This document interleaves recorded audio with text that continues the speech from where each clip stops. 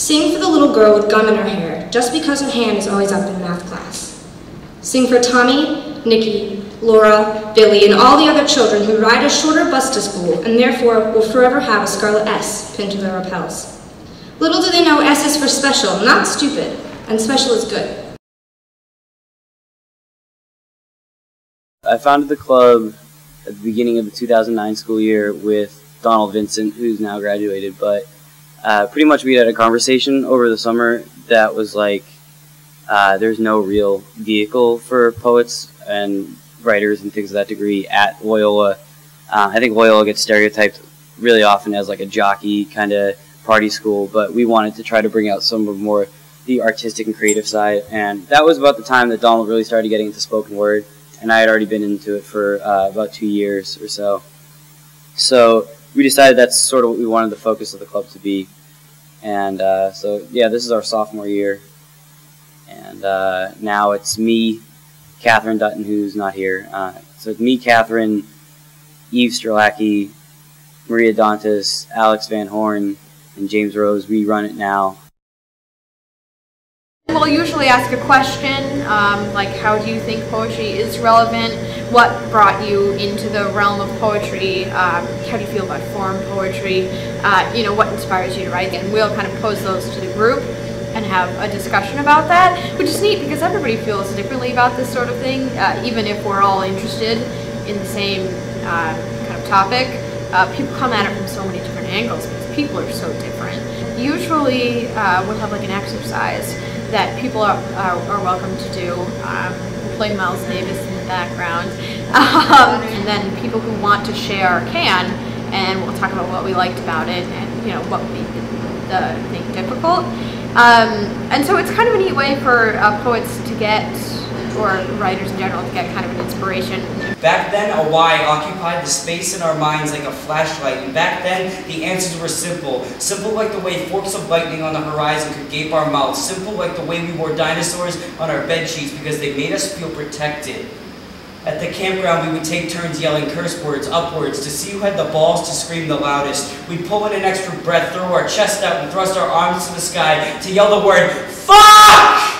As loud as our lungs could force it to the sky, forgetting the potential of the trees to echo. We'd yell again, FUCK! Until Mom's voice echoed back an angry inquisition from somewhere else.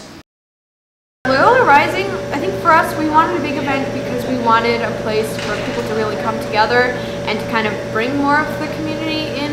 So not just the people who can make our meetings, and it's always a good chance for young poets to get to share their work and get some feedback and kind of be part of something. Too big, too short, too Caucasian or Asian, gauging themselves against a twisted up nation where people find love on television stations.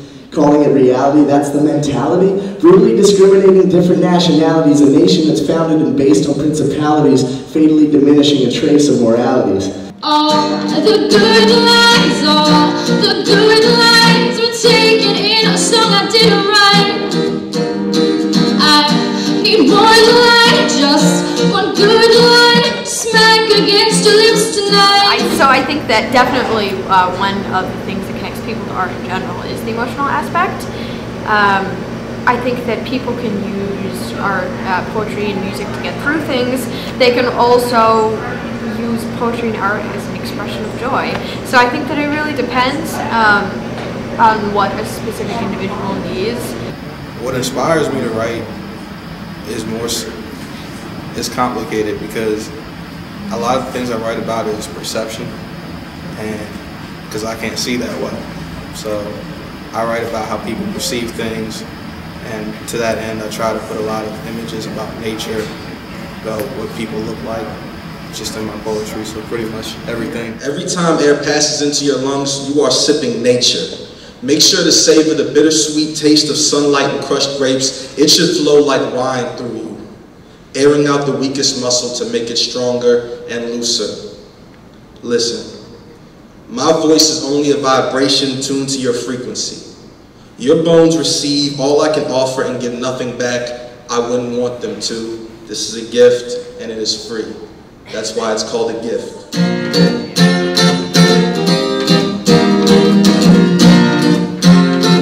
Since you left, I learned that stars don't collide.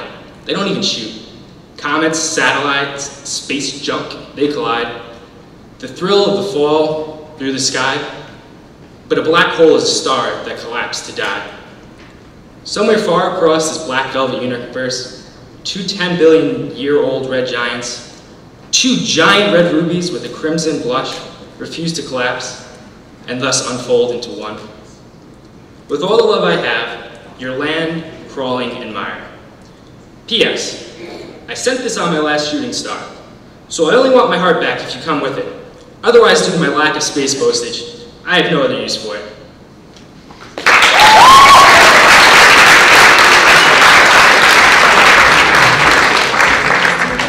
Actually, I didn't start writing until I was probably a freshman at Loyola, and I took a effective writing class for a semester.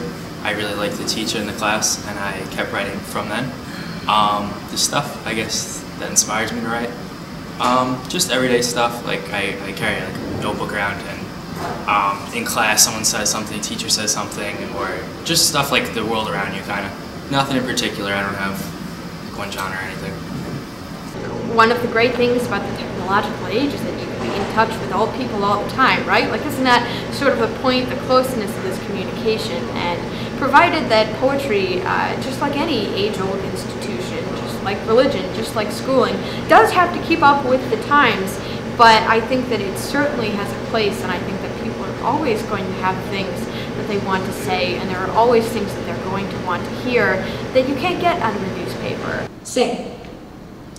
Sing, and your song will guide us ashore amidst a shipwreck of inequities. Your voice will calm the torrid oceans, and maybe if someone out there hears your beautifully strained tune, they will join you in your chorus. Sing for justice, and one day we will be heard. Nothing but a sigh against the wind, a pointless way to live. Telling you I know why the birds sing, and it's got everything to do with us.